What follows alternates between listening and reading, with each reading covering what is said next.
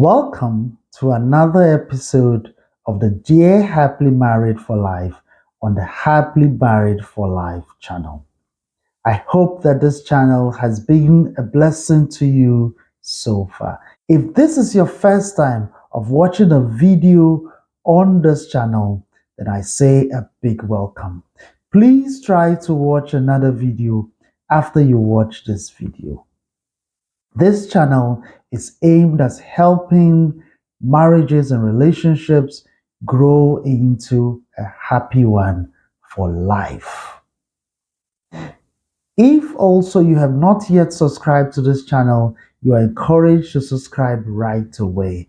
Join our group of subscribers and ensure that you don't miss any video that we put out.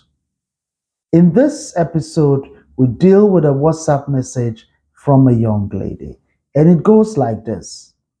Dear Happily Married for Life, I and my husband have been married for the past 6 months. We moved into a new apartment in a new area after we got married. There is a guy who lives in an apartment close to ours, who I understand is divorced. My husband has developed a close friendship with this guy to the extent that he can go to the guy's apartment to spend hours. My concern is that I've noticed that that guy is a promiscuous guy. In this short time of staying in the apartment, I have so far seen 3 different women who have slept in his apartment overnight. I have told my husband about my displeasure with his close friendship with the guy. However, my husband still keeps going there, especially when I'm out of the house. My husband says that he goes there so they can watch football together. The gentleman does not go to church. Last week, our church was organizing a revival, and usually I go with my husband. However, in this case, my husband refused to join me go for the revival with the excuse that he was going to check out a car with the guy. Check out a car in the evening? I think this guy is a bad influence and he will surely lead my husband astray. Since he refused to join me for the program, I have decided to not talk to him again. I've also refused to have sex with him or have anything intimate with him. I don't know if I'm doing the right thing. Please, dear Happily Married for Life, let me know if I am doing the right thing.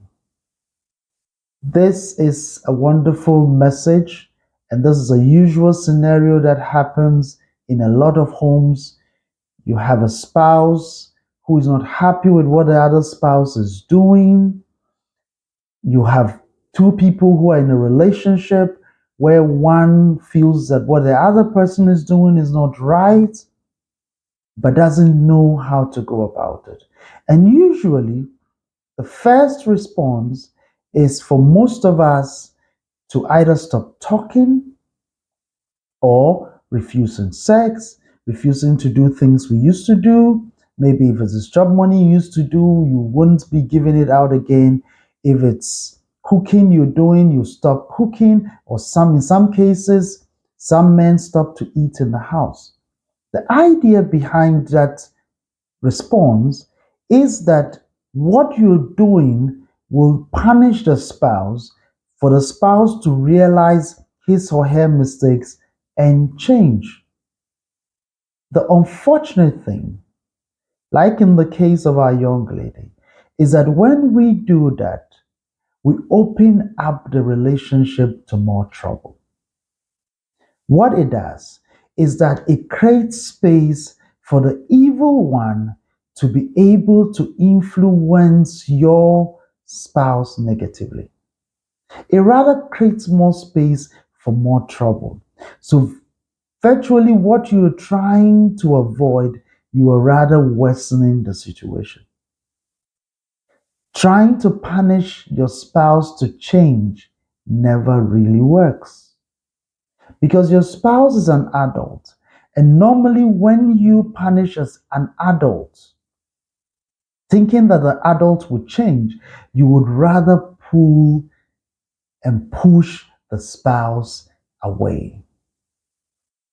You would rather push that spouse into more negative behavior, and things would actually get worse. So, my young lady, what you're doing is not right. It would actually worsen the situation. So, what do you have to do? What you have to do is the first thing that you have done, which is to talk to your spouse. Talking to your spouse is very critical. Sometimes people do things they don't know is wrong. You may think that he's an adult, so he knows that what he's doing is wrong. Sometimes he may have a different view about something. So make your case. Try to convince your spouse that what he or she is doing is wrong. And this is how it will affect you, it would affect him, and will affect all the family now and in the future. And this you have to do respectfully and also in a loving manner. So that's the first thing you need to do. The second thing, if that talking to your spouse does not work, it is necessary that you get a mentor, somebody both of you respect, to speak to your spouse. I always say having a mentor in a marriage is so important. Having a spouse that there is nobody who can speak to that spouse is a big problem. So it is necessary that you identify somebody that both of you respect and is matured and who can speak to your spouse. And so, when you are in a situation where you've talked and things are not changing, you can call in that mentor to speak to your spouse and try to encourage and convince your spouse to change for the better. While you're taking these two steps, one other step is critical, and that is to pray.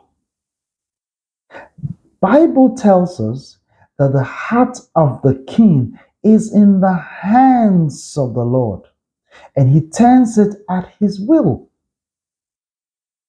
God is the one who can speak to your spouse in a manner that you can never speak to your spouse. Who would have thought that Saul could become Paul? It is only through God's word that these things can happen.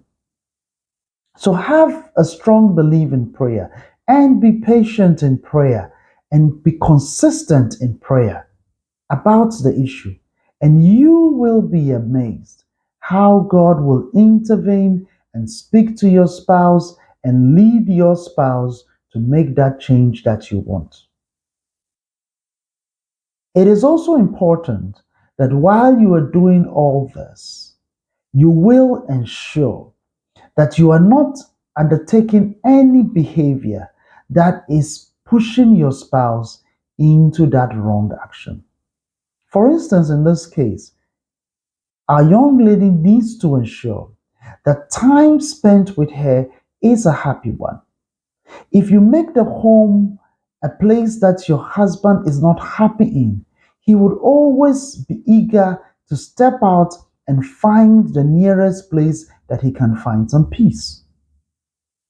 So it is important that while you are talking to your spouse, while you are praying, while you are getting a mentor to speak to your spouse, you must also check yourself to ensure that you are not the one actually aiding or pushing your spouse into that behavior. It is so important. So you check yourself.